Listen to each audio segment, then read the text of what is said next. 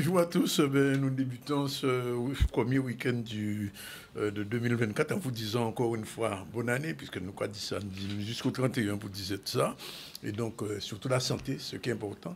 Et quand il y a des problèmes de l'eau, il faut de l'eau de qualité. On va en parler justement avec Ismar et Jacques. Bonjour. Bonjour à toutes, bonjour à tous. Nous vous présentons, Ismar et moi d'abord, les vœux les meilleurs. Et permettez-nous de vous dire que ce sera surtout bon de l'eau et que les résultats de 2024 seront fonction de votre détermination et de votre pugnacité à nous aider davantage pour que nous fassions encore mieux qu'en 2023 au plan des résultats. Voilà. Et bon, moi aussi, on a dit tout le monde bonjour, mais surtout, on t'a voulu l'année là, ça, que le syndicat là, qui a une responsabilité de l'eau, toute l'eau en Guadeloupe, qu'il prend des dispositions pour faire beaucoup mieux. Parce que vraiment, ça qui a fait là pour le moment pas bon. Et nous, qui suggérer des butins pour, d'après au moins, ça, une des grandes difficultés, mais on peut sortir, même si on a une difficulté, on peut faire des butins qui mieux. Notamment, relation clientèle, on série des butins. Non, nous, on fait ça. Nous allons parler de ça tout à l'heure. On va recevoir tout à l'heure Alain Nagam, le président de la Fédération des très petites entreprises de Guadeloupe, avec lui on fait un petit peu le point de ces petites entreprises qui souffrent beaucoup, on le sait. Félix Sélémin, secrétaire général du Parti communiste guadeloupéen, puisqu'on fait le tour des organisations politiques. On a déjà reçu le PLG, l'ANG, cette fois-ci c'est le PCG, il restera encore LKP. Peut-être non, mais on passe aussi nom Gavin, qui est invité quand même. On nomme Gavin. On nomme Gavin, normalement. Et on fera le point aussi avec Hubert Kiaba, qui a été à l'origine de plusieurs actions, le collectif de défense mobile. Il sera avec nous dans un moment. L'actualité, c'est Iman News. Bonjour Iman, tout va bien? Oui, bonjour Danick. Merci d'être là. Merci pour l'accueil. Merci. Alors aujourd'hui, au niveau de l'information, on va revenir sur la prolongation de l'arrêté municipal de Sainte-Rose pour l'îlet-Carrette. Prolongement qui est jusqu'au 15 juillet, contrairement au 15 janvier qui était initialement prévu. On va revenir sur le Pôle emploi qui devient France Travail, ceci dès le 1er janvier avec différentes étapes qui vont être mises en place pour ce changement. Et on viendra parler de carnaval puisque la saison démarre ce dimanche avec Excellence qui s'entraîne, un groupe à caisse claire pour pouvoir... Et ce soir, qu'est-ce qu'il y a? Et ce soir, on a une exposition donc au Musart. D'accord. On va en parler sûrement. C'est parti. Alors, parlons maintenant de l'arrêté municipal pour l'îlet-Carrette. Donc, cet arrêté était pour préserver l'îlet-Carrette qui subit des dégâts suite à l'érosion et aussi aux touristes qui se promènent sur cet îlet. Un arrêté était initialement prévu jusqu'au 15 janvier. Il est prolongé jusqu'au 15 juillet. Donc la baignade est autorisée autour de l'îlet, mais surtout pas le droit de poser le pied ni de marcher sur le sable. On va voir un reportage d'Olivier Félix. Concertation avec le Parc national, avec le Conservatoire du littoral, puisque nous travaillons ensemble, nous avons effectivement décidé de prolonger cet arrêté pour quelques mois.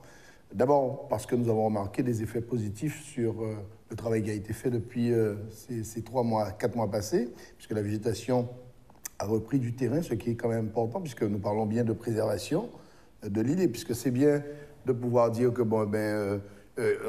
on tient compte de l'humain, c'est vrai, et nous avons des professionnels qui travaillent sur cette îlet depuis des années, donc nous sommes soucieux de cela, mais il est question bien de la disparition potentielle de cette îlet.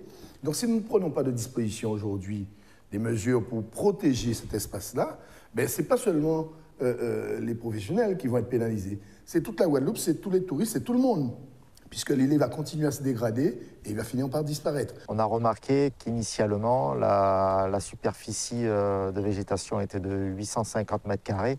Aujourd'hui, on est à un peu plus de 1000 mètres carrés, donc on a un gain de plus de 150 mètres carrés. Ce qui est intéressant sur cette couverture végétale, c'est qu'on a le front de progression initiale qui a progressé, donc c'est tout ce qui est patates de bord de mer essentiellement. Et sur la partie érodée de l'île où il n'y avait plus de végétation, on constate le retour d'une végétation embryonnaire, stade plantule, qui, elle, est très fragile à ce stade. Et cette végétation-là a besoin d'un temps de calme plus important. L'accès et le débarquement sont strictement interdits sur l'îlet.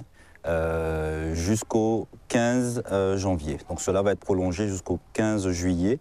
Et donc, on rappelle également que la baignade est autorisée autour de l'îlet. Donc ce qu'on demande aux personnes concrètement, c'est de ne pas monter sur le sable, ni pour faire des photos, ni pour se balader autour, ni pour aller lire, essayer de lire ce qu'il y a sur les panneaux, comme on a pu entendre certains dire. Voilà, donc c'est vraiment l'accès et le débarquement qui sont interdits sur l'îlet.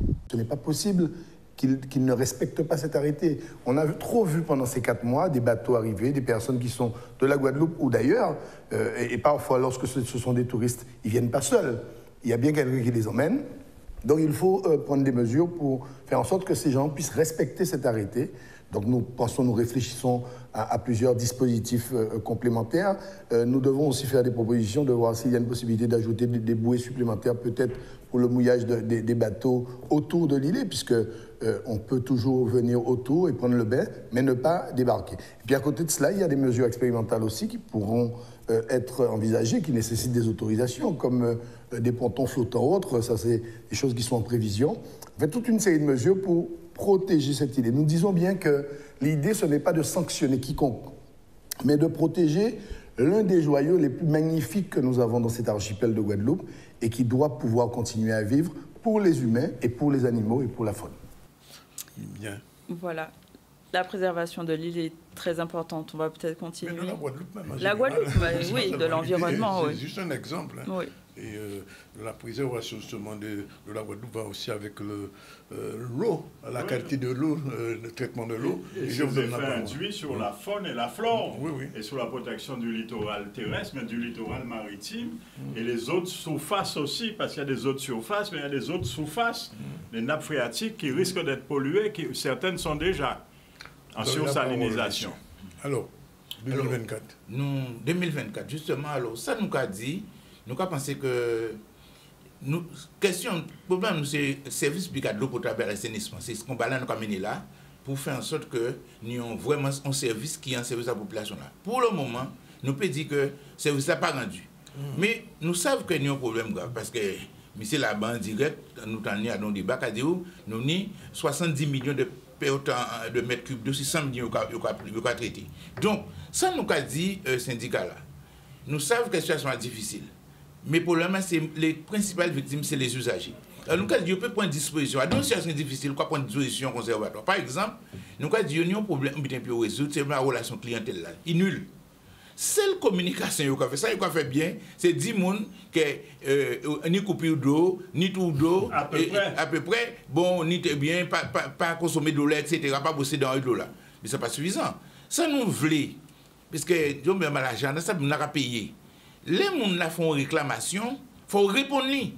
Mais c'est un but qui est obligatoire. Donc, ça veut dire que faut prendre des dispositions pour mettre des gens pour dans service clientèle là, suffisant de monde pour répondre à tout courrier. C'est pas excuse-moi, Ismaël, courrier et appel. Et appel, oui, appel normalement les appels. Parce qu'on perd du temps, c'est effrayant, et on ne vous répond pas, ou on vous répond mal, ou des inexactitudes. C'est inacceptable. Je te dis que vous avez une cinquantaine de jeunes formés, etc., nous dormons plus qu'un an d'après moi, pour former, pour ça c'est essentiel là. Donc, on peut dire faire, par exemple, c'est son obligation pour faire ça. Par exemple, on enquête de satisfaction pour savoir qui j'en monde là qui a recevoir. Depuis 2 ans, ils ont administré un réseau de l'eau, mais regardez qui j'en monde là qui a recevoir. Donc, c'est très important, ça nous dit là concernant clientèle là, parce que nous c'est des clients et nous pas satisfaits des services là et monde là téléphone, il faut répondre. Et puisque monde là voyons un courrier, il faut répondre. Puisque ou quand font un courrier de contestation et sans pas qu'à comprendre.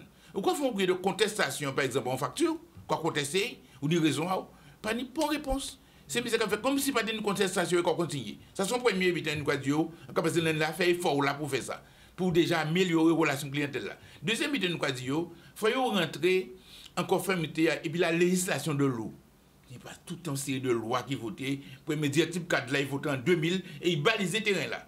La France, quand rentre à abandonner une série de bulletins. Mais par exemple, conformité là, c'est d'abord que le syndicat là a un règlement de service public.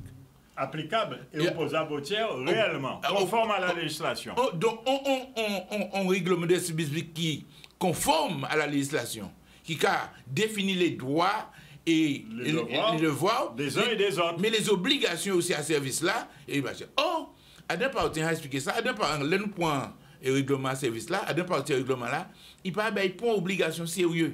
Donc, le règlement là pas bon, il faut y avoir un règlement. Et le règlement là, ça, il faut y distribuer à tous les usagers. Il aurait dû l'être depuis la première facture pour obtenir votre validation parce que le règlement de service de l'eau, de l'assainissement, des eaux pluviales et du reste, c'est lui qui vaut le contrat entre vous et le SMGAG. Il y a eu ce qu'on appelle en droit une migration des contrats des anciens opérateurs vers le SMGAG, qui est l'unité refondatrice, reformatrice, qui confond les anciens opérateurs. On aurait dû vous informer à la fois du nouveau contenu du nouveau contrat.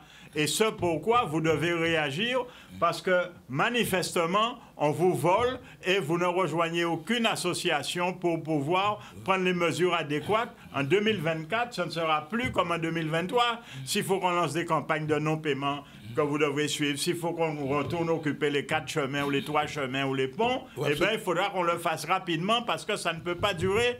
On nous vole. Tout à l'heure, nous les usagers des recommandations aussi parce que, alors on parle de ça qui arrive déjà tout partout en passé, grâce à Canal 10, mon gars, alors, qui j'en nous fait sortir de l'eau là, si mon a une gestion de l'eau là, il n'y a pas ni bonne visibilité, il n'y a pas ni bon plan. Faut SMGAG, nous avons un plan de dire qui les objectifs nous avons fixés nous pour les 2 années à venir en matière de arrêter les fuites qui 70% de perte. Nous faut dire ça. Nous ne pouvons pas comprendre que nous avons 70% de perte. Faut bien. Qui au Cabaye, par exemple, pour améliorer la qualité de l'eau là, parce que c'est une catastrophe. On ne peut pas continuer à boire de l'eau qui est en danger. Vous savez, l'eau, on ne peut pas boire de l'eau là du fait que on passe à qui moment n'est pas bon. Donc, ça veut dire qu'il faut prendre des dispositions ou une gestion au service. Et un bitin important, c'est pour des 170 000 abonnés pour un petit bitin. D'ailleurs, c'est presque un bitin autant qu'il est dit, parce que tout le monde croit parce que tout le monde est de l'eau. Donc, il faut prendre des mesures pour dire, bon, et non, nous avons fixé nos objectifs, il faut communiquer ça.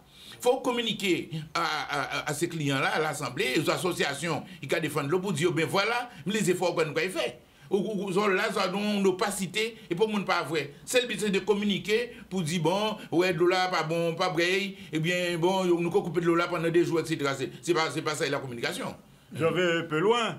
Il n'y a pas que le SMGAG qui est responsable. Le SMGAG est dirigé effectivement par une structure qui s'appelle le COPIL, le comité de pilotage, où se retrouvent le conseil régional, le conseil départemental, le SMGAG et l'État. L'office de l'eau n'y est pas. Non, l'office de l'eau n'y est pas. Et la préfecture.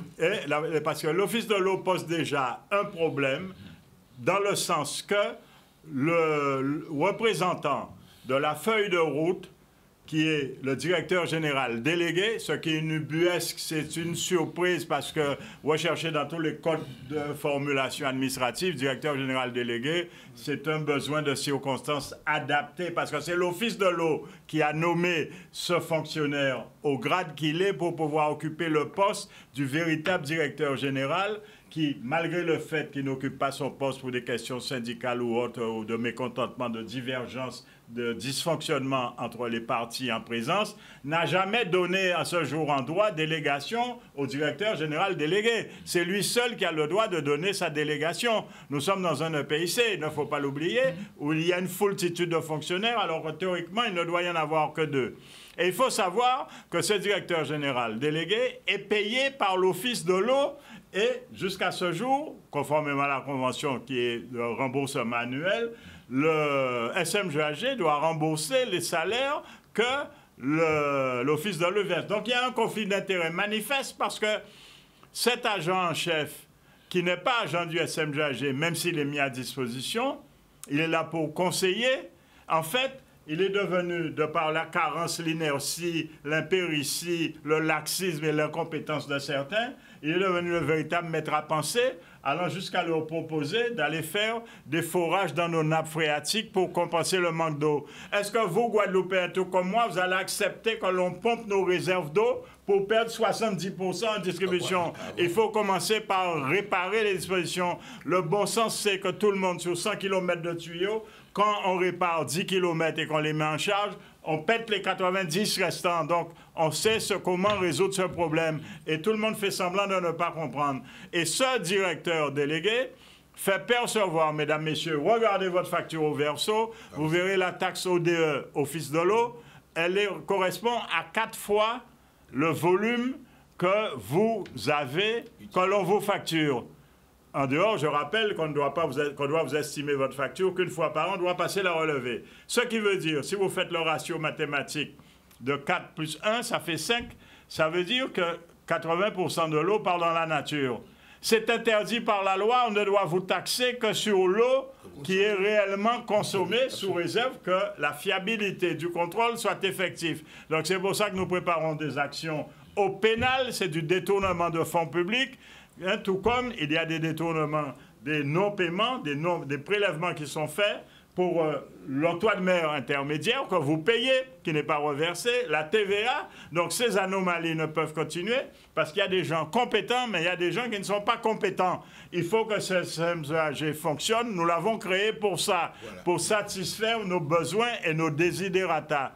L'État vient d'être poursuivi ailleurs. Vous savez qu'il y a une plainte qui est posée en Guyane par les Guyanais pour la responsabilité, la causalité de l'État. L'État a été mis en question et le Conseil d'État va se prononcer sur la viabilité de la plainte.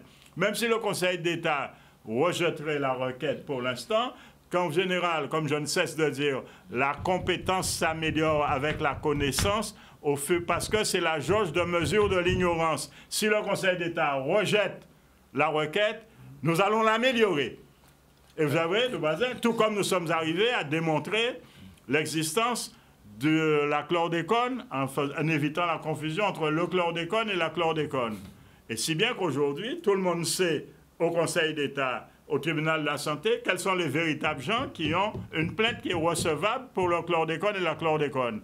Et nous allons continuer, mais nous ne pouvons pas continuer pour vous. Sans vous, il faut que vous soyez présents, il faut que vous participez. Vous êtes partie prenante et prégnante, alors vous transformez nos compatriotes, des gens comme moi, comme lui, en Bayard ou là où on se vaut. Nous ne sommes pas au Kosovo, nous sommes en Guadeloupe.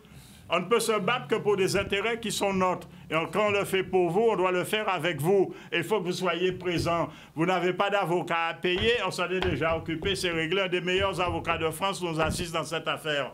Hein? On réussit à Mayotte, on réussit à La Réunion, à la Martinique. Pourquoi on ne peut pas réussir chez nous? Parce que vous faites la poule. Si vous faites la poule, dites-le franchement, et on va vous laisser vous dans la savane courir. Alors, sans développer ajouter encore, c'est que nous avons rappelé, même si nous avons fait des recommandations, nous avons critiqué ce syndicat-là, mais nous pour ce syndicat-là. Pourquoi? Il ne faut pas oublier pourquoi ils ont créé ce syndicat-là, le syndicat FCMJAG là. C'est parce que nous avons une dispersion à la gouvernance là. Et compte tenu de la gravité du problème de l'eau là, les commissions inter-inspection là passées, ils disent non, c'est impossible, vous payez un peu les problèmes là. Chaque monde qui fait ça, il veut, faut un bulletin unique et ils votent en loi le 29 avril 2021. Il a compétence là, un seul syndicat SMGAG. Et c'est ce que nous voulions. Tous nous voulions. Tous les Guadeloupéens le voulaient. La majorité immense. Bien sûr, et c'est normal que pour qu'on résout le problème là. Mais ça qui est grave, c'est qu'il faut y prendre pour le mal à boire le corps. Par exemple, ni 2 délégations de services publics, il faut y arrêter. Puis ça, normalement, il va arriver à terme. Chaque fois, il faut commander pour prolongation. Mais il faut y prendre pour une gestion globale à problème là. Deuxième idée de nous, c'est qu'en fait, la Guadeloupe, c'est un pays, nous pas peut-être ni problème à de l'eau. Son pays, par exemple, nous n'avons possibilité de donner 7000 m3 d'eau par habitant par mon enfant, c'est 3000. Nous n'avons plus que la France, puisque nous avons plus de ce qui est important. Donc, il n'y a pas de l'eau comme nous. Mais là, c'est un scandale. Et on peut comprendre pourquoi l'Office de l'eau, pourquoi il a facturé nous, pourquoi il fait ça? Parce que ces syndicats, il a pénalisé ces syndicats-là. Pourquoi? Parce qu'il n'y a pas de nous qui a traité de l'eau là. Puisqu'en réalité, ces syndicats-là qui a prélevé, ça, il a demandé où là. L'Office de l'eau chargé de la protection de la ressource en eau.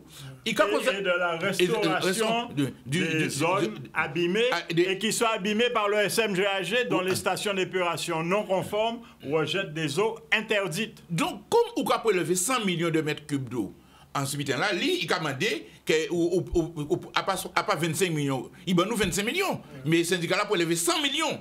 Vous comprenez? Donc, c'est là, il paie de là, il veut mon payer. Donc, mais encore quoi que ça. Alors, il faut nous, dernier temps, il veut dire, Jacques a abordé ça, c'est vraiment les usagers. Les usagers, il faut nous mettre nos sérieux.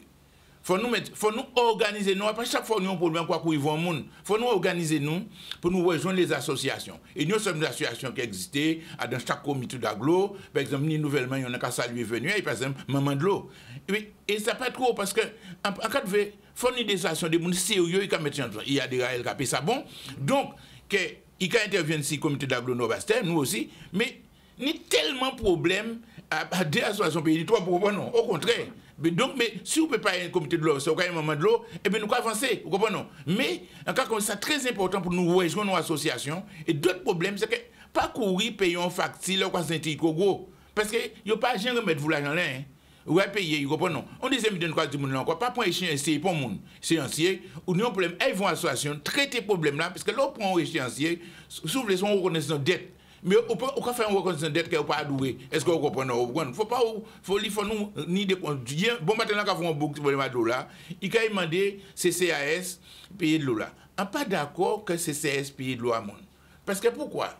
De l'eau là, il y a une protection sur de l'eau. De l'eau, c'est un besoin vital.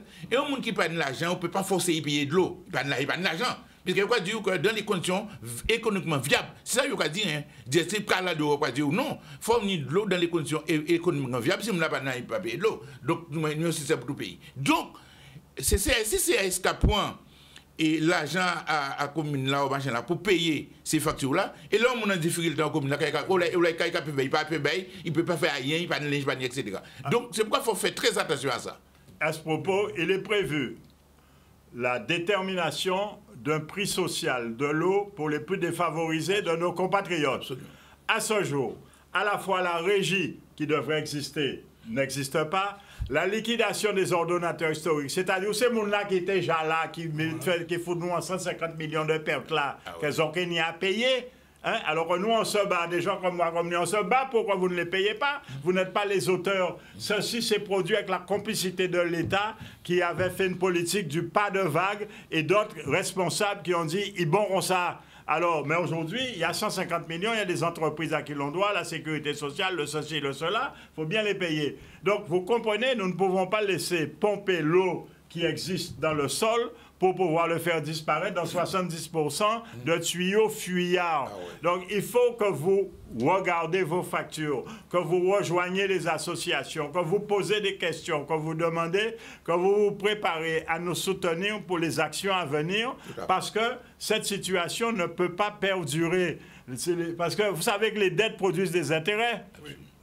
Hein? Eh bien, aujourd'hui, nous sommes dans une situation, je peux vous dire que le SMGAG a signé des moratoires envers l'Office de l'eau et ne les a pas honorés. Tout le monde sait que quand vous n'avez pas, en droit français, payé la première échéance d'un moratoire, l'ensemble de la dette est exigible immédiatement. Donc, on ne peut pas demander à un employé de l'Office de l'eau mis à disposition de prélever des sommes chez vous et qui ne sont pas reversées. Cela relève du pénal. Merci, messieurs. Est-ce qu'on peut annoncer pour une prochaine, c'est pas une prochaine émission, un petit débat, puisque je cesse de le répéter. Oui. Alors, est-ce qu'on a oui, nous pouvons organiser ça. Si c'est en 15 jours, nous pouvons organiser ça. Si c'est pour 15 jours... Mais pas dire ça la veille. Hein. Non, mais tout de suite, on va réponse en semaine là. Ok, c'est bon. Parfait. Première pause, 12h58. On se retrouve tout à l'heure avec Alain Nagam et Félix Flemer tout à l'heure. D'accord.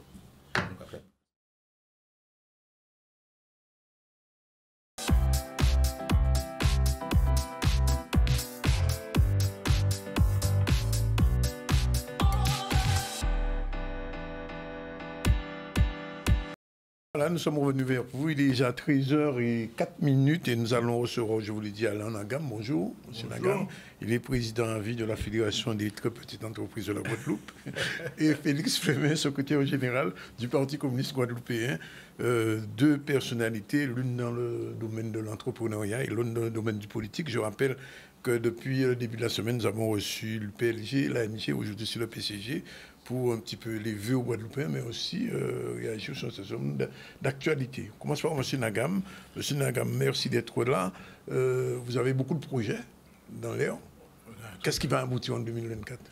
Écoutez, tout d'abord, je souhaiterais mes vœux de bonne santé aux chefs d'entreprise guadeloupéens et aux Guadeloupéens, parce que l'année 2024 va être une année difficile. Et pour parler de projets, c'est vrai que nous en avons initié quelques-uns, mais je profite de ce moment à Canadis, au ZCL, pour lancer un appel solennel aux présidents de région et aux présidents du conseil départemental pour leur dire une chose, qu'il est grand temps que nous puissions fixer l'objectif de ce que nous voulons faire de la Guadeloupe. Est-ce que ça va n'amuler? On rattache Ouval? Ou bien est-ce que nous faisons Miami ou un Dubaï? À partir du moment où nous aurons fixé ce que nous voulons faire, nous allons à ce moment-là construire un projet de développement économique, industriel, culturel et social que nous proposons à la France sur 15, 20 ou 30 ans. Donc, c'est essentiel. Si nous voulons effectivement dire, que nous arrêtons de parler, on se réunit. Bon, est-ce que c'est un congrès qui ça me paraît pas utile? Pour l'instant, la question, elle est politique. Hein. Non, mais la question, elle est politique. Pour eux, c'est la question politique. C'est-à-dire l'économique bien, mais enfin, je pense que en tout cas, la région et le conseil départemental sont rien ne se fera, et c'est quand on comprend la situation des jeunes Guadeloupéens aujourd'hui, la misère sociale dans laquelle nous sommes, si nous n'avons pas une économie développée, nous ne sortirons jamais de cette situation. Alain Nagam, quelle est pour vous la priorité économique aujourd'hui? La priorité aujourd'hui, c'est de sortir de l'économie de consommation. Que je dis encore, ce n'est ni la transformation du port de Jarry par la CMA-CGM pour faire plus de conteneurs, en hub, ni le projet de consommation, puisqu'on a constaté qu'aujourd'hui, que la consommation, aujourd'hui, nous devons définir, nous devons, dans ce que nous proposons d'ailleurs, des projets industriels comme le projet Guadeloupe Offshore, et d'ailleurs, je dirais simplement que nous avons initié avec la collectivité régionale, on a rapproché la Banque européenne d'investissement avec la collectivité régionale, justement pour le financement de l'étude de faisabilité. Donc nous pensons qu'aujourd'hui, que les choses doivent être faites au sein du service de la Commission énergie, que les choses doivent avancer. Nous proposons aussi d'ailleurs, bon, vous savez très bien que nous portons le projet cannabis médical, qui aujourd'hui... 4 ans. Oui, parce que ça prend son temps. Aujourd'hui... à quel point aujourd'hui? Avec le 49.3 de juillet 2023, ça a permis effectivement que ça soit initié par le gouvernement. Donc aujourd'hui, nous allons passer bientôt dans la phase d'essais cliniques. Donc c'est aujourd'hui, et le projet cannabis médical aujourd'hui que nous portons est aujourd'hui un projet international. Ensuite, nous avons rencontré effectivement EDF parce que j'ai entendu EDF dire qu'ils vont importer de la biomasse liquide à partir de l'huile de colza. J'ai donc informé le directeur d'EDF que nous avons chez nous ce qu'on appelle en latin, c'est le Jatropha-Curiosas, médecine béni, qui peut produire de la biomasse liquide, qui peut, et je lui ai remis le document, c'est-à-dire le document de production pour faire voir que, et comme le PPE, c'est-à-dire le plan pluriannuel de l'énergie de la Guadeloupe, malheureusement c'est 2028 alors qu'en Guyane c'est tout de suite, nous pouvons commencer à initier ces projets avec nos agriculteurs pour répondre à ce besoin pour EDF anti-Guyane. Donc voilà un peu l'orientation que nous avons dans les grands projets et nous sommes dans un projet industriel. Alors, sur la filière numérique. La filière numérique, vous savez que pourquoi? C'est-à-dire que les grands axes de la FTPE pour demain, c'est que vous savez qu'aujourd'hui les choses changent. Et nous avons pris la décision d'accompagner la restructuration des entreprises de Guadeloupe, surtout les TPE, parce que vous savez que quand vous regardez le rapport de l'IEDOM, aujourd'hui nous ne sommes que 21 778 petites entreprises, avant nous étions à 36 000. Et nous représentons 96% du tissu économique, dont 59% n'a pas de salariés. Donc, et les PME ne sont que 813, je crois. Donc aujourd'hui, l'avenir de la Guadeloupe passe par la TPE, mais une TPE restructurée vers effectivement ce qu'on appelle la filière numérique, la filière écologique et la filière énergétique, parce que c'est des emplois de dimension là. Des trois, parce que quand les bailleurs sociaux vont lancer le programme d'isolation de leurs bâtiments énergétiques, il faut que les entreprises soient prêtes. Donc nous sommes effectivement dans ce volet-là pour la formation, l'organisation d'entreprises et permettre effectivement qu'ils peuvent participer à l'offre de marché qu'il y aura bientôt chez nous. Je vous pose une question un petit peu stratégique. Est-ce que vous pensez un moment qu'il va falloir que la FTPE fasse quelque chose comme les états généraux des très petites entreprises en Guadeloupe? Parce que le discours que vous tenez, on l'entend à la radio, on l'entend ici, mais est-ce que l'ensemble des adhérents de votre association seraient partisans à ce qu'il y ait un grand débat sur ces questions pour influencer un petit peu les pouvoirs exécutifs. Nous l'avons proposé directement justement à la collectivité régionale d'organiser un symposium de la situation de l'économie guadeloupéenne, et ça avant Covid, pendant Covid. Oui. Malheureusement... Bon, mais c'est le confinement, mais maintenant. Mais on peut le faire. Oui. Nous, on l'a déjà proposé. Aujourd'hui, on veut savoir comment nous avançons sur la matière économique en Guadeloupe. On l'a déjà proposé. Aujourd'hui, si c'est la FTPE qui le fait, je ne pense pas que ça va porter dans nos adhérents, mais je pense que ça concerne l'État et ça concerne la région Guadeloupe. Alors, une dernière question avant de passer à la parole à monsieur... alors, je vous ai dit, vous étiez président à vie, vous avez applaudi. Non, pas du tout. Ah bon? Au contraire, la plus grosse difficulté que j'ai aujourd'hui, c'est de trouver un jeune Guadeloupéen ou une jeune Guadeloupéenne qui souhaite effectivement porter. Pourquoi? Parce que vous savez que être président de la FTPE, c'est un sacrifice, mais c'est avoir du temps pour étudier les textes. Parce que moi, je ne peux pas venir ici dire des choses que je ne maîtrise pas. Donc, je veux accompagner un jeune ou une jeune pour justement être ce président de demain qui va maîtriser son sujet. Président, c'est ça, ce que vous êtes en train de dire. Mais à un moment donné, il faut passer la main. Je rêve de passer la main. Et mon malheur, c'est que on vient de renouveler notre conseil d'administration. J'ai une secrétaire générale qui aurait pu, mais elle m'a dit le jour où je quitte la FTPE, elle part aussi. Ah bon? Oui, parce que bon, je ne veux pas être président. de TPE qui existent en Guadeloupe aujourd'hui? Aujourd'hui, il y a 21 778 TPE, rapport INSEE 2023. Et combien d'adhérents chez vous maintenant? Moi, je dois être 600 ou 700 adhérents. C'est pas encore suffisant. Non, on n'aura jamais 21 000 adhérents, mais simplement, ce que je voudrais surtout dire aux jeunes entrepreneurs de Guadeloupéens, il faut véritablement que nous sortions justement de ce système d'auto-entrepreneuriat, parce que c'est ça qui empêche que nous puissions créer des entreprises d'envergure dans l'actionnariat, puisque souvent vous entendez dire on va faire ensemble, etc. Mais si nous faisons une petite entreprise individuelle, à quel moment on va faire ensemble? Et ça, c'est un piège pour nous. Pourquoi? Parce que les grandes entreprises aujourd'hui qui ne vivent que de l'économie de comptoir, c'est-à-dire qu'ils vivent des transferts sociaux. Et je rappelle, quand je dis transferts sociaux, je voudrais dire que les grands groupes commerciaux ont leur chiffre d'affaires de ce que la France a pour ses fonctionnaires, c'est-à-dire pour la police, la gendarmerie, l'hôpital, etc., et l'éducation nationale. Et la CAF. Donc, en fin de compte, le chiffre d'affaires de ces gens sort justement de cette manne financière que la France éjecte dans nos territoires. Je vous ferai revenir bientôt pour justement un débat qu'on va organiser avec d'autres organismes comme vous, CGPE, etc. Félix Flemé, merci d'être avec nous. Vous êtes secrétaire général du Parti communiste guadeloupéen. Nous sommes en début d'année. J'imagine que votre parti a un bilan aussi à faire au passé et probablement dire des choses, puisque je sais que c'est la 80e année de la création du PCG. Pas du PCG, de l'ETSL et du mouvement communiste. Et du mouvement communiste en Guadeloupe. Oui. Tout à fait. Alors, 1944, non, d'abord, saluer M. Nagam, vous saluez aussi, saluer tous ceux qui nous écoutent. Alors, traditionnellement, le début d'année, c'est l'occasion des vœux. J'ai envie de dire que je ne voudrais pas formuler des vœux qui seraient des vœux pieux. Oui, c'est une antienne qui revient comme ça un peu à chaque début d'année, même si effectivement je veux dire à ceux qui nous écoutent et au peuple guadeloupéen dans son ensemble que notre devenir dépend de nous-mêmes. C'est ça le vœu que je formule. Que nous avons tous les atouts, tous les moyens de changer la donne dans laquelle nous sommes enfouis, la mouise dans laquelle nous sommes enferrés depuis des décennies et des décennies.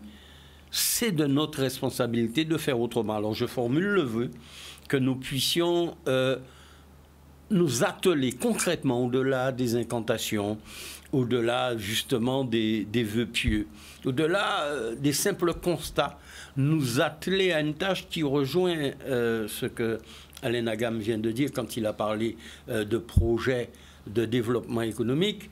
J'ai envie de dire que moi je parle d'un projet global, parce qu'il ne peut pas y avoir de développement économique tant que nous serons enferrés dans un cadre politique qui ne nous donne pas les moyens de mettre en place précisément la vision de développement économique que nous avons pour notre pays et surtout dans l'intérêt de notre pays. Donc, Ce n'est pas une opposition, bien au contraire, c'est une complémentarité. Nous militons depuis tantôt pour précisément un projet global d'émancipation de la Guadeloupe qui rassemble les forces politiques, les forces culturelles, les forces sociales et les forces économiques, tous ceux qui portent la Guadeloupe en eux, par-delà les appartenances politiques. C'est le contenu qui est déterminant, le contenu du projet. M. Nagam le sait, nous l'avons rencontré en 2023, nous avons échangé et nous avons des lignes de convergence.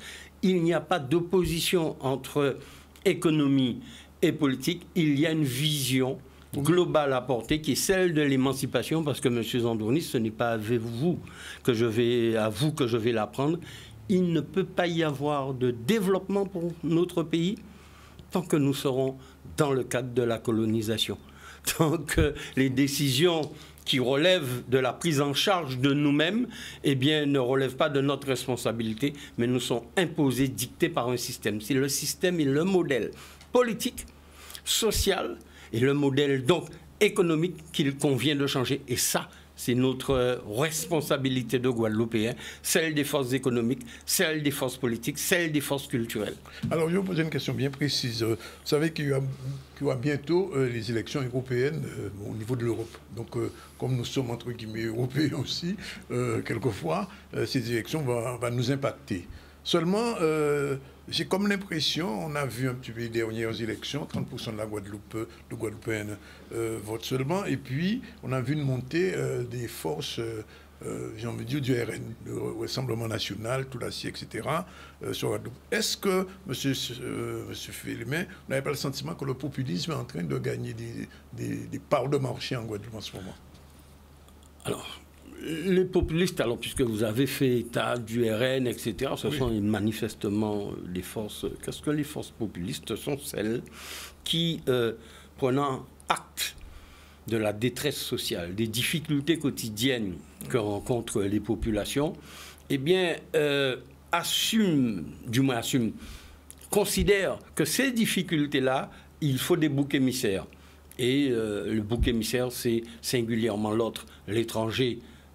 Cette espèce de nouvelle, comment on va dire ça, c'est pas une race, hein, des gens venus d'ailleurs, des migrants. Vous savez, il y a les hommes, les humains, et puis il y aurait des migrants, des gens sans doute venus d'une autre planète, qui seraient, eux, responsables eh bien, de la détresse, de la misère. Je veux ici dire très clairement au peuple guadeloupéen que ce ne sont pas les migrants qui sont responsables de la situation de la Guadeloupe. C'est le système et le modèle économique dans lequel nous sommes, et à la tête duquel se trouvent des collectivités de la Guadeloupe qui, précisément, ne pensent pas à Guadeloupe, ne pensent pas à l'intérêt du peuple, alors que nous avons les moyens, les outils, les richesses, le potentiel. Nous avons 100 000 km² de surface maritime. Bref, oui, le populisme est un danger. Face au populisme, il faut un projet d'émancipation qui pose très clairement sur la table. J'ai entendu tout à l'heure à juste titre, M. Nagam dire qu'il faut sortir du modèle consumériste. Il a raison. Mais pour sortir du modèle consumériste, il faut dire aux Guadeloupéens, nous avons des efforts à faire, individuellement, collectivement. Faire notre propre révolution, celle de nos mentalités, d'abord.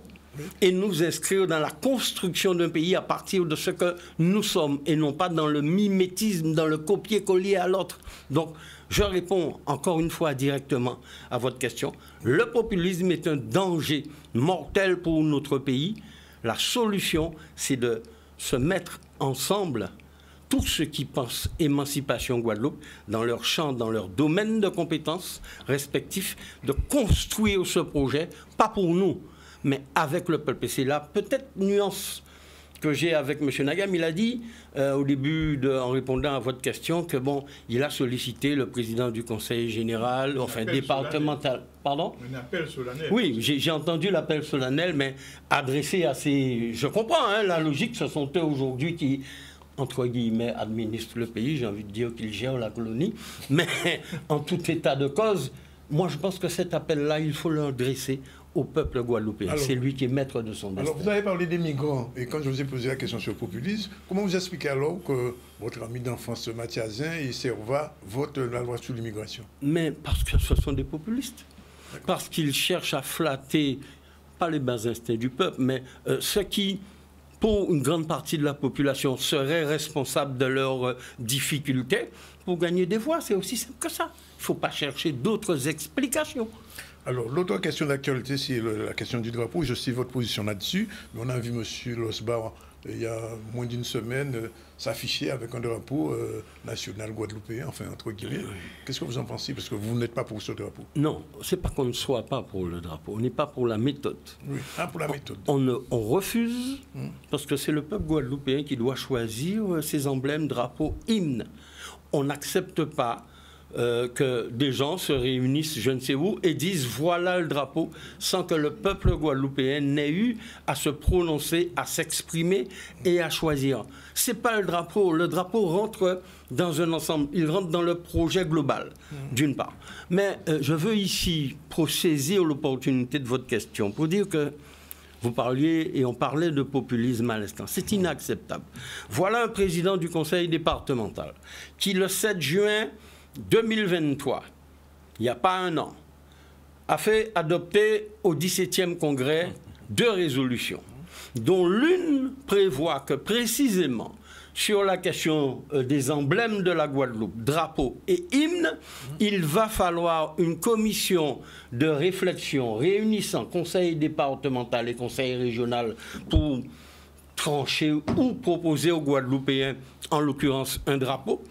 Et ne voilà-t-il pas, eh bien que lui, tout seul, n'ayant pas mis en œuvre avec l'autre assemblée le cadre de la réflexion... L'autre assemblée, visiblement, n'est pas d'accord. Non, mais écoutez, ce sont eux qui sont allés aux élections en synergie, avait-il dit à l'époque. Non, mais attendez, il faut respecter le Guadeloupéen. Et c'est précisément ce genre de posture qui détourne le Guadeloupéen de la chose politique.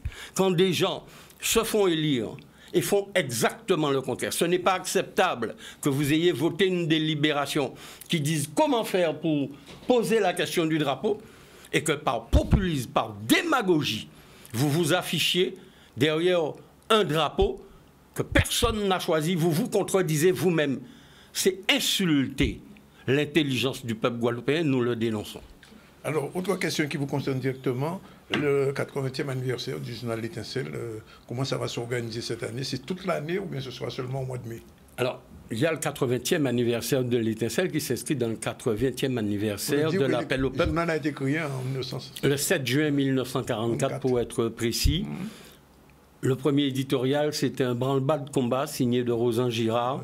L'un des fondateurs. Oui, l'un des 4 signataires de l'appel au peuple. Nous continuons dans les conditions de notre temps, avec les difficultés de notre temps, ce branle-bas de combat. La fête de l'Étincelle, c'est une... D'abord, on s'enorgueillit d'être le doyen de la presse guadeloupéenne. Et les événements récents, d'ailleurs, qu'on a vus sur une certaine presse, montrent plus que jamais la nécessité d'une presse et de journalistes libres et indépendants. Et encore une fois, pointe du doigt le système dans lequel nous sommes qu'il convient de changer. Mais je ne voudrais pas ici ne pas dire, en synthèse, M. Zandronis, que nous appelons à nouveau, je dis bien à nouveau, l'ensemble des forces politiques, sociales, culturelles, mais singulièrement celles du mouvement anticolonialiste. Je ne prétends pas que ce soit elles seules qui doivent élaborer ce projet d'émancipation, mais elles doivent s'inscrire dans une vision très claire de décolonisation. Je nous appelle collectivement à redonner confiance à notre peuple, en mettant de côté les petites querelles et divisions qui stérilisent la prise de conscience guadeloupéenne de ce que nous avons à faire. Attelons-nous à élaborer ce projet global, mettons en place ce qu'on pourrait appeler un conseil guadeloupéen comme force de défense des intérêts de la Guadeloupe, d'élaboration de contenu concret pour répondre aux urgences du pays et tracer les perspectives dans le cadre de notre système. C'est ça que je voudrais aujourd'hui faire passer à votre antenne. Remarque, dernière réponse, dernière question. À peu de choses près, c'est ce qu'a dit hier Mme Makiaba pour l'ANG. Quand je lui ai posé la question, qu'est-ce qui vous différencie du PCG? Écoutez, je suis heureux, je n'ai pas vu l'émission, mais encore une fois, nous réitérons cet appel-là parce que, en fait, c'est précisément les postures de leadership, les visions hégémoniques qui conduisent à la déception beaucoup de Guadeloupéens. Les problèmes que je viens et l'appel que je viens de lancer n'est pas nouveau. Nous l'avons lancé, vous le savez, en 2021, une fois de plus. Je crois que d'autres forces aujourd'hui comprennent que cette paralysie-là n'est pas digne de nous. Et je me réjouis si vous me dites que l'ANG et d'autres forces éventuellement comprennent qu'enfin, il faut sortir de ces postures-là et s'atteler dans l'intérêt et pour la postérité et pour le devenir des jeunes générations, à sortir de ce qui est considéré de notre part comme quelque chose de délétère pour notre peuple, cette désunion. Mais merci. De toute façon, nous avons l'occasion de vous revoir, vous, les membres du parti, avant le 80e anniversaire, puisque j'imagine qu'il va y avoir des manifestations et des commémorations. Donc, nous avons plaisir à vous recevoir ici pour parler un petit peu, cette fois-ci, de la presse guadeloupéenne. Voilà. Merci d'être venu. Il est 13h26, deuxième pause. On se retrouve tout à l'heure avec M. Kaba. Hubert Kaba, le collectif de défense mobile. Il va nous faire aussi le bilan un petit peu de ses actions en Guadeloupe cette année.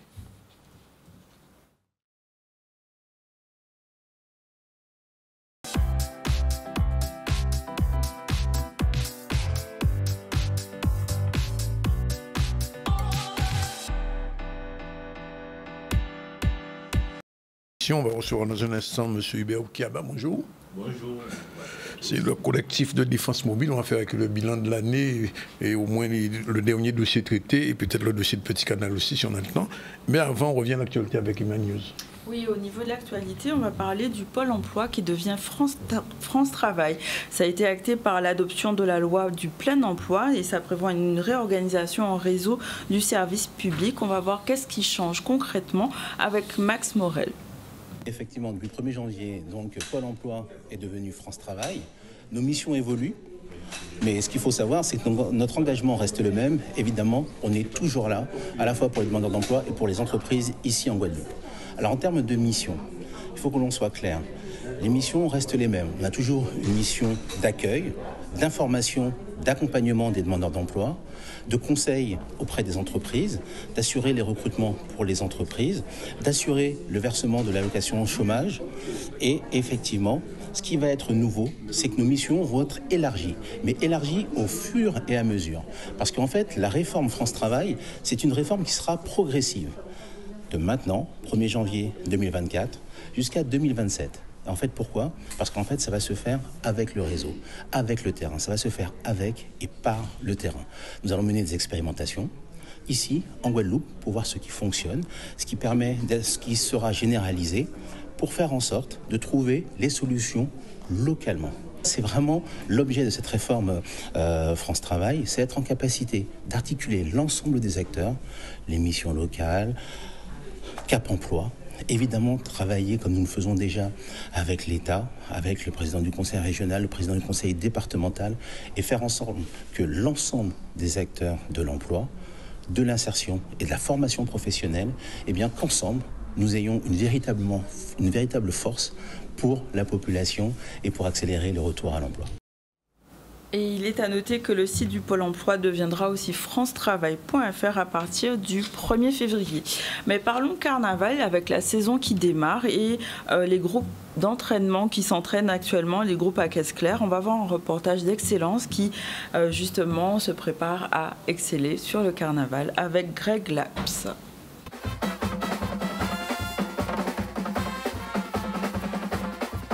À 2 jours du premier défilé au local, c'est la folie. Responsable musique, responsable danse, responsable instrument, Soumia que vous avez vu qui s'occupe des filles, musique, Charles et Jean-Marie et Rodrigue, responsable instrument, qui colle, qui répare, enfin pour que tout soit prêt pour le samedi 7 dans les rues de Pointe-à-Pitre. Cette année sera vraiment chaude.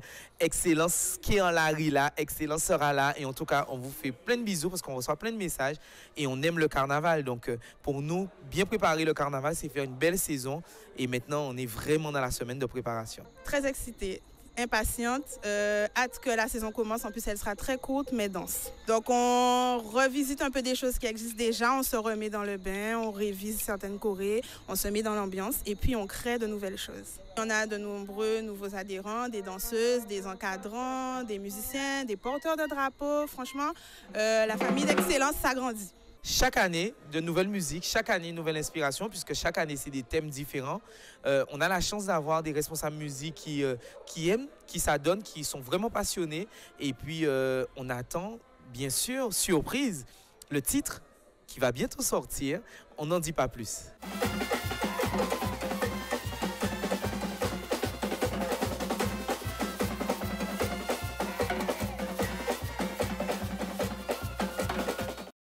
Voilà, bien, le carnaval sera court, mais paraît-il intense. Et ce soir, il y aura une inauguration. Notre ami Emmanuel sera présent au musée Saint-Jean-de-Pierre. Bien, alors, parlons de choses plus sérieuses que le carnaval. Non pas que le carnaval ne soit pas sérieux, mais enfin, il y a autre chose en Guadeloupe. Bien, au Cabas, c'est le président de LGCM. Et cette année, 2003, où tu es tout partout. Tu es qu'on la pompe. Ou le SAMU. Un peu obligation, c'est l'air véritablement. Déjà bonjour à tout le monde qui est à côté Canadis. Merci Danick de l'invitation à ça. Qu'on souvent aussi nous tenons à venir côté site pour que nous te pédit parler de ça qui a passé en Guadeloupe. Donc effectivement, nous te si un peu tous les fronts. À pas nous qui voulons ça, mais par rapport à la mission que nous avons, par rapport à amour que nous avons pour ce pays Guadeloupe là ça, donc nous avons fait nous un devoir d'être là, besoin nous, mais d'être là aussi pour accompagner des actions des gens qui prennent des initiatives en Guadeloupe. Donc nous sommes un peu toujours là, et même plus qu'elle là, qu'il y a nous, parce que là, on va tenir les grands rassemblements, les mobilisations devant CHU là, nous avons apporté un soutien total, et même si on n'a nous pas aux premières lignes, mais nous avons effectivement montré, nous avons dit que nous avons apporté totalement soutien, là, on va tenir effectivement des noms de femmes qui ont gommé dans ce pays là ça. Alors, nous on a un meeting qui fait quelques mois, c'est un cas dans la région Sainte-Anne, on m'a soutenu, rassemblé, pas tenir accès à Baudelaire. Est-ce que ça a réglé définitivement à faire là ça? Parce qu'ensemble, mais là, ton genre, Biggie dit ça. Pas Biggie dit tout seul, hein, mais là, effectivement, rappelez-nous qu'ils sont soldats de l'État français. Et c'est vraiment le mot qu'ils disent nous. Pas comprendre qu'ils viennent là pour bousculer les choses, même si nous avons découvert, nous avons évoqué des bitins qui sont réels, mais là, on met son soldat de l'État français. Alors, ça pose nous effectivement l'eau question et nous sommes un peu estébécois par rapport à dire ça, parce que nous avons espéré et nous avons pensé que les ouvriers ou élus, mais les ouvriers des mondes votés bas, c'est justement pour payer ton paravent, pour payer ton avant, effectivement, gardis à sa population à vivre. Mais là, on dit qu'en Guadeloupe, à pratiquement 8000 km, qu'ils sont soldats de l'État français, ça veut dire qu'on a insulté le peuple là qui mettait là et que par conséquent, nous avons trouvé nous effectivement sans kilotes, nous avons trouvé nous véritablement sans monde pour défendre nous. Alors c'est ça Bougaka dit nous. Et en fait, pour le problème là, ça n'a pas réglé totalement. Par contre, nous montrer détermination nous et il était pas possible que nous acceptions que ça fait comme ça, bien qu'il y ait privé monde de littoral là, mais Danick ça y a passé là, au-delà effectivement des aspects à servitude là que ces messieurs décidé de prendre là, et bien ni aspect aussi à littoral là des cas à ces messieurs qui au bord de la mer là, qui ont une belle vue sur Marie-Galante, une belle vue un peu, et pour voir ces messieurs tirer baïa yo qui caille ici la mer là, yo débarrer et ça veut dire que t'es et yo kan nettoyer t'es qui arrive juste dans la mer là. Ça n'a pas dérangé pour le monde parce que quelque part pour eux, il ne faut pas monde venir là. Il faut empêcher de venir là. Et c'est pour ça que les camarades Sainte-Anne, nous avons effectivement prévoir programmer des rencontres pour que nous puissions réapproprier nos littoraux là et pas laisser ces monde là ça. Mais ça qui est extraordinaire, c'est que ce monsieur décidé de mettre en porte, de mettre en baillet, et bien pour qu'ils puissent empêcher mon ici littoral là à non silence total des élus. Donc heureusement que la population là un peu mobilisée, moi dit finement, faiblement, mais quand même 2 ou 3 nommés femmes mais qui décidaient de mettre nous ensemble ensemble, pour dire comme ça que non, ça n'a pas être fait. Et aujourd'hui, nous constatons que, contrairement à ça, vous voulez laisser penser que ni des gens, ni des Caucasiens, des gens qui viennent de l'autre côté, mais qui a dit comme ça que ça n'a pas être fait dans notre pays, qui nous accès effectivement, nous tourner sur la mer, et vous trouver 2 ou 3 personnes qui sont sortis là, ils sont sortis, qui viennent approprier le littoral là. Donc, ça peut totalement régler parce que nous prenons un document signé, ils dit qu'ils ont attaqué au tribunal, ils ont fait un lot cinéma, mais en tout cas, on ouvert effectivement attendre, toute procédure qu'ils voulaient attaquer, mais nous avons dit comme ça que ça méritait une autre fin par rapport à ça qui a passé là. Alors, ni aussi Petit Canal, des terrains qu'on organise, Vépran, pour mettre des grands ventilateurs. Alors, ça qui arrive à Petit Canal, c'est grave pour la démocratie, mais c'est grave pour la justice aussi. Et pour l'agriculture. Et pour l'agriculture. L'agriculture, quand même, vient derrière. Parce que aujourd'hui, nous avons trouvé nos faces, un dossier, mais qui nous avons mettre véritablement gangrène à les élus. Ça, nous avons fait dans la chambre et Noawayo, et vers effectivement les industriels. Comment comprendre que le conseil départemental à Sirène à Mambouel, l'incertain, ils ont acheté 400 hectares de terrain en MEA Grosse Montagne, la société Grosse Montagne qui était pilotée par Simonette. Mais là, ils ont venu acheter 400 hectares là, ça. Ils ont venu trouver, ils ont commandé Nutella à mettre des 5 hectares plus, des 30 hectares de terre en plus, donc ça a fait 600 hectares. Oui. Et Nutella met baillon bail à 600 hectares de terre. Et Nutella a marqué que 400 hectares là, ils ont acheté en MEA Simonette parce que c'est ça, ils vendent Bazot. Mais 200 hectares là, ils ont pris et ils ont marqué que c'est 200 hectares qu'ils ont acquis par prescription acquisitive, par titre conteneur. Ça veut dire qu'ils ont été en jouissance, en possession paisible, publique, non équivoque, depuis plus de 30 ans. Alors, là, nous regardons bien la loi, là, nous regardons bien l'article 22-21 du Code civil, il a dit clairement que les gens qui peuvent posséder de manière paisible publique, c'est en personne physique, pas en personne morale. Parce que, là, pour posséder ces terrains-là, c'est une possibilité que vous ayez grand famille en nous, là, vous avez trouvé aussi des terrains qui appartiennent à l'usine avant, et que ces usines-là étaient partis en colonna. Voilà. Et bien, pour te permettre, effectivement, que ces gens-là viennent propriétaires. Là, nous avons constaté que le conseil départemental, eh bien, il prend juste ce terrain-là, 200 hectares de terre, qui dit il possédait de manière paisible publique. Alors, là, nous essayons de regarder, nous essayons de comprendre, ni Gilo, ni Lirel, ni Manchevry, ni Marcin, ni Libette, pas ni pour un monde qui te prendre ni pioche, ni eau, pour que tu travailles pendant des 5 hectares, pendant 30 ans. Ouais. Ça veut dire que là, c'est monsieur qui a violé véritablement la loi, que yo même qui a fait voter, et là, au détriment des agriculteurs qui étaient déjà là. Et c'est là qu'est-ce qu'avait une criminelle. Ces agriculteurs déjà là, donc ça veut dire qu'ils ont volé jouissance à ces gens-là. Et là, au-delà effectivement de ça, à la limite, qu'ils ont servi avec ça pour te mettre à disposition à des agriculteurs, nous te comprendre, mais ils ont total empathie à terrain là ça pour Total mettre des éoliennes et bien pour Total faire business commerce en détriment véritablement à l'agriculture, en détriment que monde qui là. Et en cas de que ça c'est un gros véritablement problème Gaoulé assis Petit Canal et ça qui est plus grave encore et bien nous avons trouvé mes petits canaux qui a dit Total, eh bien, bon, mais on peut mettre là, ok, de nous à faire chimère, ok, de nous, effectivement, pour les associations, mais il n'y a pas ni pont véritablement concertation et discussion population là pour expliquer, eh bien, raison à engagement là, ça, investissement là, ça. Donc, c'est pour ça que nous, au niveau LCDM, eh bien, nous peut dire que nous sommes à la tête des combats là, ça, parce que c'est là, nous commençons à gommer, que nous venons découvrir véritablement, eh bien, supercherie juridique là, ça, à 6 sites de propriété là, ça, et depuis ça, les camarades décidaient de gommer, les camarades décidaient effectivement de poursuivre le combat là, si Petit Canal, et nous pas comprendre, et nous pas comprendre non plus, en fait, ça qui a motivé véritablement le conseil départemental à continuer à J'ai rencontré son sabbat conseil départemental. Nous j'ai rencontré moi j'ai rencontré nous alors là nous avons trouvé nous dans une sorte de chaise à dans le butin politique. Monsieur Losba a dit ouais, mais on comprendre, ils ont raison. Mais à pas moi il fait, c'est Mambouel qui fait.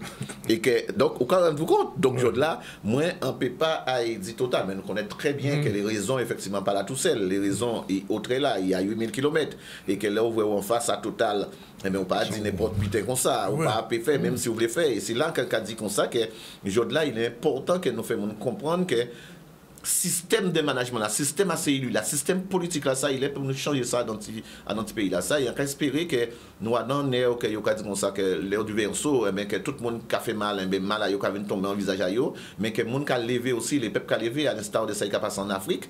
Et je n'ai pas pensé que petit goutte qui a vanté sur la Guadeloupe, petit goutte de vent qui a vanté sur la Guadeloupe, et qui fait c'est que le monde qui nous botte par rapport à toutes ces supercheries là ça. Mais au-delà de ça, nous avons sorti des vrais frondes par rapport à nous, parce que nous avons en 2017 en une loi qui est sortie très récemment, qui a permis véritablement encore à ce qu'ils modifié la manière de devenir possesseur par prescription. Et bien encore une fois, les élus tombent à dedans. Les élus tombent à dedans parce que aujourd'hui, ils sont obligés que pour devenir possesseur d'un terrain par trentenaire, et bien il faut inscrire ça sur un site à la préfecture. Et bien, nous ici, c'est à la préfecture là, ça, qui n'est pas ouvert à tout le monde. Et bien, nous avons trouvé à Trois-Rivières, ni plus de 30 parcelles de terre qui ont dépossédé des Guadeloupéens, et bien que le conseil, la mairie de Trois-Rivières prend par prescription acquisitive. Alors ni Trois-Rivières, nous avons trouvé à Petit Canal, nous avons trouvé à Sciences Bertrand, nous avons trouvé à Marie-Galante. Et bien, comme nous avons un peu la pute foncière en Guadeloupe, et bien, comme nous avons Petit Canal, nous avons tout côté. Et ces messieurs par même qu'à oser effectivement garder l'égalité et les faits alors qu'il y a des DGS, il y a des directeurs de cabinet.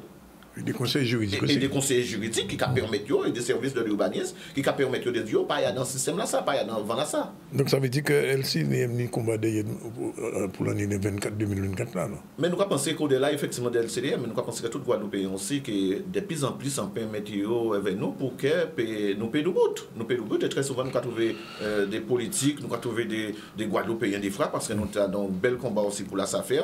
Nous avons trouvé effectivement des mondes devant, mais nous paraît véritablement à ce que nous pas fait des combats en nous, contrairement à ça, il a dit ni on sort de guerre, ni xénophobe, ni raciste, mais nous avons fait effectivement un panel effectivement de justice pour permettre à ce que Monica souffre en silence et nous savons d'année qu'il y a un lot Guadeloupéen qui a véritablement souffert et il n'a pas dit rien parce que la famille nous apprend nous ça n'a pas fait des ordres ou alors chercher raison à autres. Donc nous apprenons, mais là, comme nous avons trouvé deux ou trois mondes qui ont parlé, nous effectivement avons trouvé en noir, nous avons trouvé effectivement en visuel qui pille effectivement bruit, qui pille effectivement danse pour permettre à ce que tout le monde sache ce qui a passé en Guadeloupe et grâce aussi à Zot et aux réseaux sociaux. Alors, dernier bitin là, c'est l'affaire Lambert que j'ai réglé en 6-4D. Oui. Des petits mots, tout le monde sait ça, mais enfin, à qui point ça y est qu'on est là? Alors, c'est extraordinaire ce qui a passé dans l'affaire Lambert. Nous disons que c'est vraiment un laboratoire, c'est un laboratoire qui a passé. Je dis la première bitin, c'est que nous venons découvrir un bouc qui a vécu avec Madame Aïe à dans. Alors, il faut dire ça en français, pour que nous sachions bien. Non, quand parler de moi, c'est mon été en casa à Lambert là. Oui. C'est des Français qui vivent dans casa. Oui, tout à fait. C'est des Caucasiens, moi, des gens qui viennent faire des affaires. Mais nous venons, effectivement, par rapport à ça, c'est un cas que maman Lambert, effectivement, tenait, et bien, il essaie de bader Timonaï. Et là, c'est Bougavine, après qu'il ait fait un contrat, parce que tu as un contrat de location, c'est mon là ça, et bien, Bouga sorti en France, et Bougavine occupé des biens que maman il laissait. Et bien, il effectivement constaté que ces messieurs qui prennent des largesses, ces messieurs météo, ils ont crasé comme tenir des appartements, tenir casayo, et ils ont fait un petit appartement pour recevoir les amis, pour madame ATP, effectivement recevoir Timonaï. Ces messieurs modifiés, effectivement, sans autorisation, ils ont crasé tous ces millions là à l'intérieur, et ils ont loué ça. Alors que je dis que ça était là normalement pour te battre Timouna. Mais Timouna pour rien venir là. Donc, il a loué ça, il a fait marcher à yo. Et il a loué ça du 26 juillet au 2 août, et bien 630 € en mon aïe, il a payé. Il a fait location à yo, il a fait l'argent à yo. Alors que il a loué appartement là, ça en met à Lambert 600 €. Mais pour pratiquement une semaine, il a loué pour mon aïe. Donc, imaginez l'argent là, il a fait là. Il met piscine, il met jacuzzi, et il a même offert des chambres à case là même, pour les gens qui viennent louer, les gens qui ont passé en séjour. Nous avons les documents. Qui nous fait venir les documents, les peuples ont mobilisé, les peuples ont posé à ce que, ils ont laissé ces gens-là rentrer à Casayo. Ils ont parti et ils ont oublié certaines nobilités. Tout effectivement, ça y a tenu, ils ont laissé en case là. Et là, nous avons trouvé toutes des quittances, des documents véritablement, qui est totalement fallacieux, des documents qu'il a signés, des faux documents, au nom à Lambert. Ils ont trouvé des documents qui ont dit comme ça que oui, il a effectivement habité à Lambert, et c'est comme ça qu'ils ont vu, comme Lambert a demandé à ce que courant là, il a été arrêté. eh bien, ils font un faux contrat et ils effectivement permettent à ce qu'ils viennent mettre courant tranquillement.